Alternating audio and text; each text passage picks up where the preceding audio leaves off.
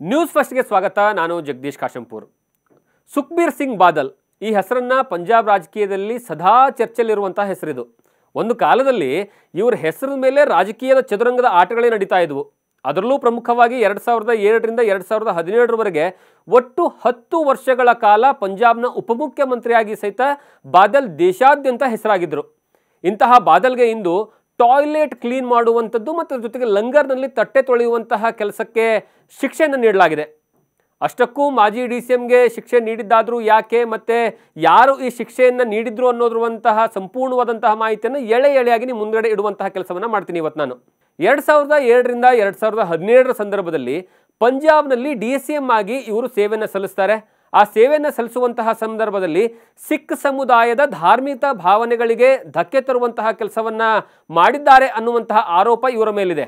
ಸಿಖ್ ಸಮುದಾಯದ ಧಾರ್ಮಿಕ ಗ್ರಂಥಗುರು ಗ್ರಂಥ ಸಾಹೇಬ್ಗೆ ಡೇರಾ ಮುಖ್ಯಸ್ಥರಾಗಿರ್ತಕ್ಕಂತಹ ರಾಮ್ ರಹೀಂ ಅವಮಾನ ಮಾಡಿರ್ತಕ್ಕಂತಹ ವ್ಯಕ್ತಿಗೆ ಬಾದಲ್ DCM ಆಗಿದ್ದಂತಹ ವೇಳೆಗೆ ಕ್ಷಮಾದಾನ ನೀಡಿದ್ರು ಅನ್ನುವಂತಹ ಆರೋಪ ಈ ಒಂದು ಬಾದಲ್ ಮೇಲಿದೆ. ಇದರಿಂದ ಸಿಖ್ ಸಮುದಾಯದವರಿಗೆ ತುಂಬಾ ಬೇಸರ ಆಗುತ್ತೆ.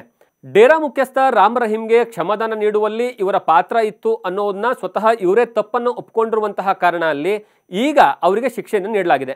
ಬಾದಲ್ ಪ್ರಕರಣಕ್ಕೆ ಸಂಬಂಧಿಸಿದಂತೆ ಒಟ್ಟು 5 ಸಿಂಗ್ ಸಾಹಿಬಾನ್ಗಳ ಸಭೆಯು ಅಕಾಲ್ ತಖ್ತ್ನಲ್ಲಿ ನಡೆದಿತ್ತು. 2 ತಿಂಗಳ ಹಿಂದೆ ನಡೆದಿರ್ತಕ್ಕಂತಹ ಅಕಾಲ್ ತಖ್ತ್ನವರು ಬಾದಲ್ ಅವರನ್ನ ಧಾರ್ಮಿಕ ಅಪರಾಧಿ ಎಂದು ಘೋಷಿಸುತ್ತಾರೆ. ಕೇವಲ ಬಾದಲ್ ಮಾತ್ರ ಅಲ್ಲ, ಬಾದಲ್ ಜೊತೆಗೆ 2015ರ ಅಕಾಲಿ ಸರ್ಕಾರದ ಇತರೆ ಕ್ಯಾಬಿನೆಟ್ ಸದಸ್ಯರಿಗೂ ಸಹಿತ ಗೋಲ್ಡನ್ ಟೆಂಪಲ್ನಲ್ಲಿ ಶೌಚಾಲಯವನ್ನು ತೊಳಿಬೇಕು, ಅದರ ಜೊತೆಗೆ ಪಾತ್ರೆಗಳನ್ನು ತೊಳಿಬೇಕು ಅನ್ನುವಂತಹ ಶಿಕ್ಷೆಯನ್ನು ವಿಧಿಸಲಾಗಿದೆ. ಇದರ ಜೊತೆಗೆ ಅಕಾಲಿ ದಳದ ತಮ್ಮ ಸ್ಥಾನಕ್ಕೂ ಸಹಿತ ಬಾದಲ್ ಅವರು ರಾಜೀನಾಮೆಯನ್ನು ನೀಡಬೇಕು ಅಂತ ಸೂಚಿಸಲಾಗಿದೆ. ಈ ಶಿಕ್ಷೆಯ ಪ್ರಕಾರ ಬಾದಲ್ 3 ದಿವಸಗಳ ಕಾಲ ಮಧ್ಯಾಹ್ನ 12 ಗಂಟೆಯಿಂದ 1 ಗಂಟೆವರೆಗೆ ಗೋಲ್ಡನ್ ಟೆಂಪಲ್ನಲ್ಲಿರುವಂತಹ ಶೌಚಾಲಯಗಳನ್ನು ಸ್ವಚ್ಛ ಮಾಡಬೇಕು. ನಂತರ ಸ್ನಾನ ಮಾಡಿ ಲಂಗರ್ಗೆ ಹೋಗಿ ಲಂಗರ್ ಹಾಲ್ನಲ್ಲಿ 1 ಗಂಟೆಗಳ ಕಾಲ ಹೆಚ್ಚಿನ ಪಾತ್ರೆಯನ್ನು ತೊಳಿಬೇಕು. ಅದಾದಮೇಲೆ 1 ಗಂಟೆಗಳ ಕಾಲ ಶಾಬಾನ್ ಕೀರ್ತನೆಯಲ್ಲಿ ಭಾಗಿಯಾಗುವಂತಹ ಶಿಕ್ಷೆಯನ್ನು ವಿಧಿಸಲಾಗಿದೆ. ಹಾಗಾದರೆ ನಿಜವಾಗ್ಲೂ ಈ ಶಿಕ್ಷೆಗಳನ್ನು ನಿಭಾಯಿಸಬೇಕಾ? ಒಂದು ವೇಳೆ ಶಿಕ್ಷೆ ನಿಭಾಯಿಸದೇ ಇದ್ರೆ ಏನಾಗುತ್ತೆ ಅನ್ನುವಂಥದ್ದನ್ನು ನೋಡ್ತಾ ಹೋದರೆ ಸಿಖ್ ಸಮುದಾಯದಿಂದಲೇ ಅವರನ್ನು ಪೂರ್ತಿಯಾಗಿ ದೂರ ಇಡುವಂತಹ ಕೆಲಸವನ್ನು ಮಾಡ್ತಾರೆ. ಅವರ ಜೊತೆಗೆ ಅವರ ಮನೆಗೆ ಯಾವುದೇ ಕಾರಣಕ್ಕೂ ಯಾರು ಹೋಗಬಾರ್ದು, ಮನೆಗೆ ಆಮಂತ್ರಣವನ್ನು ಕೊಡಬಾರ್ದು. ಅದರ ಜೊತೆಗೆ ಬಾದಲ್ ಕುಟುಂಬದವರಾಗಿರ್ಬೋದು ಅಥವಾ ಬಾದಲ್ ಆಗಿರ್ಬೋದು ಯಾವುದೇ ಸಭೆ ಸಮಾರಂಭಗಳಿಗೆ ಹೋಗಬಾರ್ದು, ಮದುವೆಗಳಿಗೆ ಅಟೆಂಡ್ ಆಗಬಾರ್ದು. ಜೊತೆಗೆ ಇವರಿಗೆ ಯಾರೂ ಸಹಿತ ಒಂದು ಗ್ಲಾಸ್ ನೀರನ್ನು ಸಹಿತ ಕೊಡಬಾರ್ದು. ಇನ್ನು ಗುರುದ್ವಾರದ ಎಂಟ್ರಿಗೂ ಸಹಿತ ಇವರ ಪಾಲಿಗೆ ಕ್ಲೋಸ್ ಆಗಲಿವೆ. ಈ ಹಿನ್ನೆಲೆಯಲ್ಲಿ ಬಾದಲ್ ಇಂದು ಅಮೃತ್ಸರದಲ್ಲಿ ಹೋಗಿ ಅಮೃತ್ಸರದ ಮುಂಭಾಗದಲ್ಲಿ ಕೂತ್ಕೊಂಡು ಏನಂದ್ರೆ ಸೇವೆಯನ್ನು ಸಲ್ಲಿಸುವಂತಹ ಸಂದರ್ಭದಲ್ಲಿ ಅವರ ಮೇಲೆ ಗುಂಡಿನ ದಾಳಿ ಆಗುತ್ತೆ. ಹಾಗಂತ ಇವರೇ ಮೊದಲು ಶಿಕ್ಷೆ ಪಡೆದಿರ್ತಕ್ಕಂತಹ ವ್ಯಕ್ತಿ ಅಲ್ಲ.